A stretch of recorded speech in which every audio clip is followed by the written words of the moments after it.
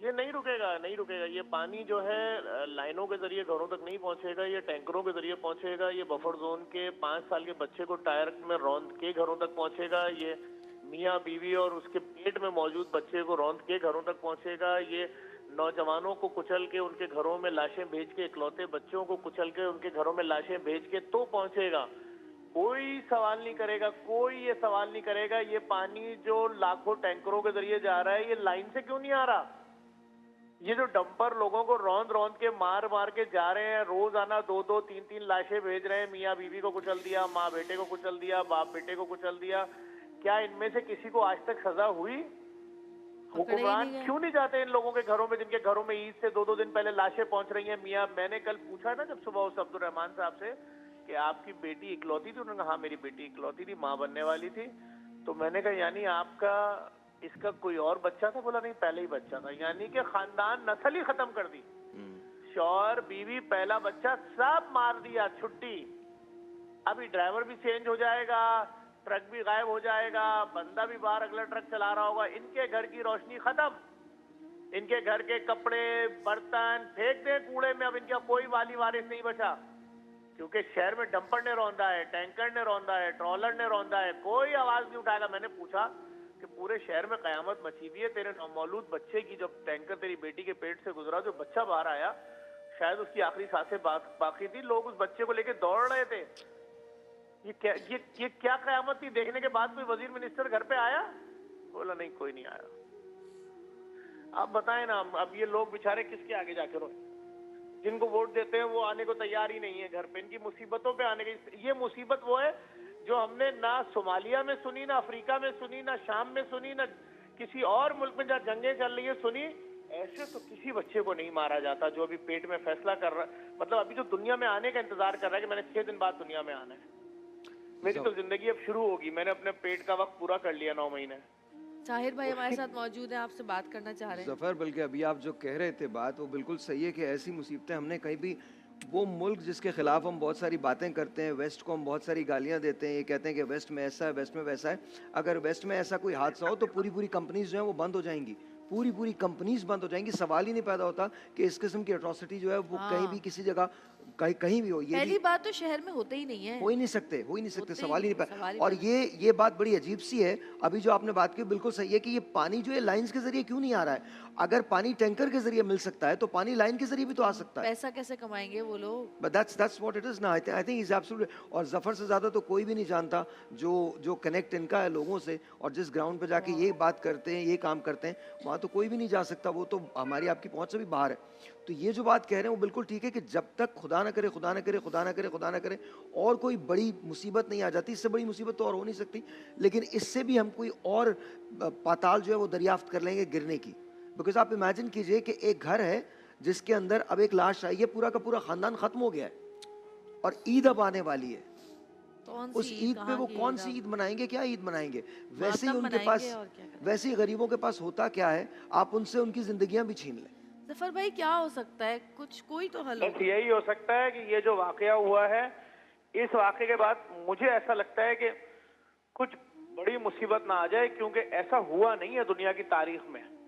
ये तो ऐसा लग रहा है कि सिलबट्टे के ऊपर मसाला पीसा जा रहा है कि एक मियाँ को रख दिया, बीवी को रख दिया और उसकी नौमौलूद बच्ची अभी जो बाहर ही नहीं आई है, पेट में मौजूद बच्ची को रख के पीस दिया।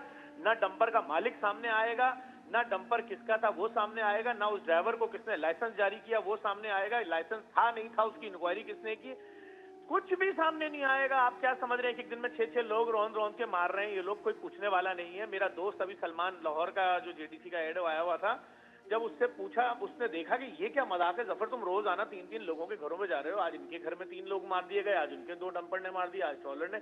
उसने बोला मैंने लाहौर में पैदा होने से अब तक एक वाकया नहीं सुना है। तो कौन, किसकी जिम्मेदारी है? मैंने तो नहीं देखा आज तक किसी को बरतरफ होते हुए, जिसकी गफलत लापरवाही की वजह से हो रहा हो। ये जहाज के साइज के ट्रॉलर, ये डंपर, ये टैंकर शहरों में उड़ते फिर रहे हैं, रौंद किसको रहे? बाइक वालों को। ये कोई हुक्मरान की पोती होती, नवासी होती, कयामत मच गई होती इस वक्त, पूरे लश्कर के लश्कर अरेस्ट हो रहे होते, लेकिन गरीब आवाम है, गरीब आवाम है। किसी ने पकोड़ा खाते हुए भी नहीं सोचा होगा कि अभी 10 मिनट पहले टीवी पे खबर चल रही थी कि हमने जिनसे वोट लिए उनके बच्चों को कीमे की तरह रौंद रौंद के गाड़ियां फेंक रही हैं। करो जी, अफ्तार पार्टी रखो, ये रखो, वो रखो, लोगों का क्या है? लाशें दफनाएंगे, 2-4 लोग ईद के दिन आएंगे, गले मिलेंगे, उर्सा दे देंगे, खत्म चैप्टर। नेक्स्ट इलेक्शन में यही हमारे लिए नारे भी लगा रहे होंगे, यही सब कुछ कर रहे होंगे, लेकिन लोगों का कोई पूछने वाला नहीं है। लोग बेचारे बहुत मजलूम है। कराची में हजारों, मैंने तो सुप्रीम कोर्ट के चीफ जस्टिस साहब से दोनों हाथ जोड़ के अपील की है कि सर, मैं तो आर्मी चीफ साहब से भी अपील करूंगा, सर खुदा के वास्ते, बल्कि उनके घर में आज उनकी वालदा का इंतकाल हुआ है, उसकी भी ताजियत उनको पेश करते हैं और उनसे कहेंगे सर जैसे ही आप फारिग हो, खुदा के वास्ते कोई कमीशन बनाए, फौज बनाए कमीशन, अदलिया बनाए कमीशन, चेक करें क्या दुनिया के किसी मुल्क में truck, dumper, loader, shovel, tanker इस तरह लोगों को रौंद के मारते हैं, उनके घरों में लाशें भेजते हैं? ये तो वही बात हो गई जैसे के इलेक्ट्रिक हर बारिश में पोलों से लोगों को चिपका चिपका के मारती थी। जब इंतहा हो गई तो मैंने 2019-20 में बोला अब कोई बारिश में मरेगा तो लाश दफन नहीं होगी, FIR कटेगी। 26-27 कत्ल के पर्चे मैंने कटवाए और उसके बदले में उन्होंने मुझ पर जितने भी केसेस किए मैं फेस कर रहा हूँ, अल्हम्दुलिल्लाह मुझे अदालतों में भरोसा है। लेकिन इनको 6.5 लाख पोलों पर अर्थिंग करनी पड़ी। आज कोई नहीं मर रहा बारिश में, लेकिन स्टैंड तो किसी को लेना पड़ेगा ना। लोग मुझे कह रहे थे किससे पंगा ले रहे हो, मार देंगे, मरवा देंगे। कभी कहते हैं तुमने डंपर माफिया के खिलाफ खड़े हो, तुम्हें मरवा देंगे। फिर वो जो हमने फ्री लैबें बनाना शुरू की, फ्री डायलिसिस सेंटर बनवाना शुरू किया, इन्होंने कहा लैब वाले तुम्हें मरवाएंगे, अरबों खरबों की मार्केट थी, तुमने फ्री डायलिसिस सेंटर दर्जनों खोल दिए, प्राइवेट अस्पताल वाले मारेंगे। अरे कोई तो खड़ा होगा, कोई और क्यों नहीं खड़ा हो रहा? सियासी पार्टियां खड़ी हो ना, निकले क्यों खामोश है? मैं तो ये परेशान हूँ। कम से कम इतना करें, अगरबत्ती मोमबत्ती लेके खड़े हो जाएं कि इस मकाम पे उस बच्चे का कत्ल हुआ है जो भी दुनिया में आया ही नहीं था, हमें रोशन कर दें। नो, हम बिजी हैं, हमारी तकरीबात हैं, हमारी पार्टियां हैं, हम मसरूफ हैं, हमारे बच्चे की सालगिरह है, हम कैसे आवाम के बच्चे को देखें? पीस दो, सिलबट्टा आया हुआ है, उसको पीसते जाइए। गरीब हो लेट जाओ, पीस दो। बच्चे हो, पैदा होने वाले हो, पीस दो। तुम्हारे माँ बाप का है, इन दोनों को भी। ऐसी लाशें तो उठी ही नहीं दुनिया में कहीं। जफर भाई, आप इनकी फैमिली से मिले जाकर? दोनों फैमिली से या एक जगह मिले गए थे आप? एक मैंने देखा है आपको, घर आया नुमाइश औरंगी से सैरी कराकर। आप सोचें, हजारों लोगों की सैरी कराना, वहां पर भी बड़े बड़े माफियाज भी उतरे होते हैं। कोई कुछ ब्लैकमेल, कोई झूठी वीडियो बना रहा है, कुछ। एक दरिंदगी बची होती है। वहां से खाना खिलाने के बाद जब अपने मौजूद मेहमानों को रुखसत किया, सबको जो खाना खाने आते हैं, फिर घर पहुंचा हूँ। यकीन करें सर फट रहा था इस खबर को सुन के। रात में मैंने एक वीडियो बनाई थी, मेरे घर पे अली शेखानी साहब को कल अफ्तार करने आना था।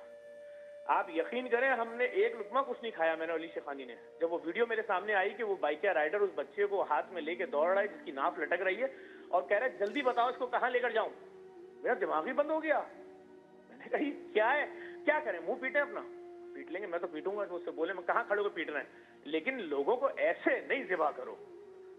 ये लावारिस नहीं है, ये इनका कोई, अगर कोई ये समझ रहा है कि सिर्फ ये इलेक्शनों में इस्तेमाल होने के लिए पैदा हुए हैं, ऐसा नहीं है। अल्लाह का सिस्टम है, खुदा देख रहा है इन मजलूमों की आह। उस औरत ने शायद जब उसके जिस्म पे ट्रक चढ़ने वाला होगा एक दफा सोचा होगा कि यार ट्रक मुझे रौंद दे, मेरे पेट में जो बच्चा है उसको तो छोड़ दे।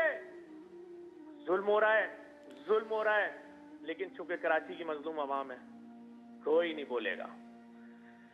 जो बोलेगा उसके खिलाफ माफिया को पीछे लगा देते हैं कि इनके खिलाफ झूठी कैंपेनें चलाओ। देखें कैसा कैसा जुल्म करते हैं। कैंपेनें चला रहे थे पिछले साल तक कि जफर खाना खिला रहा है इसको मार दो, भूखों को खाना खिला रहा है इसको मार दो। अरे देखो तो कि क्या बोल रहा है, तुम्हारा दीन कह रहा है भूखे को खाना खिलाओ। लेकिन बात यह कि माफियाज का राज है। और मैं तो बल्कि कल या परसों में कहीं ना कहीं सड़क पे आपको नजर दूंगा, मैं इन मजलूमों के हक में खड़ा हूंगा। हजारों लोग मार दिए। अभी जनवरी गुजरे कितना दिन हुआ है, मेरे ख्याल में फिगर 200 क्रॉस कर गया है। डकैतों ने जो मारा है वो अलग है, मोबाइल छीनते पे जो मारा वो अलग है, डंपरों ने, टायरों में। यानी हम कल तक बंदूकों से डरते थे, आज ट्रकों के टायर देख के हमारे बच्चे खौफजदा होंगे कि नहीं मालूम कल इस टायर के नीचे मेरा बाप आएगा कि मेरी माँ आएगी या मेरी प्रेग्नेंट बहन इसके नीचे आएगी। इतना डराओगे इस शहर के लोगों को भाई, और कैसे कैसे मारोगे। उस दिन जिया कॉलोनी में भी बंदे ने खुदकुशी कर ली, मालिक मकान ने किराया मांगा, लोग पहले ही माशी बदहाली का शिकार हैं। लोगों के पास खाने को नहीं, रेंट देने को नहीं। 50,000 कमाने वाला 25,000 रेंट देता है, 25,000 क्या डबल के इलेक्ट्रिक बिल भेज देती है, वो आधा तो मखरूज हो जाता है। खाए कहां से, रेंट कहां से दे, बिजली का बिल कहां से दे, बच्चों की फीस कहां से दे, गाड़ी का बिल कहां से दे, वैन का, उसके स्कूल की। लोगों के पास ईद के जोड़े दिलाने को नहीं है, तुम उनके घरों में लाशें भेज रहे हो। हाँ भाई, मियाँ बीवी, प्रेग्नेंट बच्ची, लाश, बाप बेटी, लाश, एक एक दिन में। वो जो मिलेनियम मॉल वाला वाकया हुआ, मियाँ बीवी को रौंदा, उसी दिन माँ बेटे को मलिर में रौंद दिया। मतलब 4-4 लाशें एक ही मुर्दा खाने में रखी हुई है मलिर वाले। मैं तो सिर्फ सर ही पीट सकता हूँ अपना। जफर भाई आप कम से कम बोल तो रहे हैं, यहाँ तो लोग बोलते भी नहीं है। अरे हमारी आवाज बंद करा देंगे, आप देख लीजिएगा। नहीं, अल्लाह आपको सलामत रखे, आपके साथियों को सलामत रखे हमेशा। और मेरी दुआ है कि अल्लाह पाक आपको फरिश्तों से मदद दे, गैब से मदद दे। बहुत शुक्रिया जफर भाई।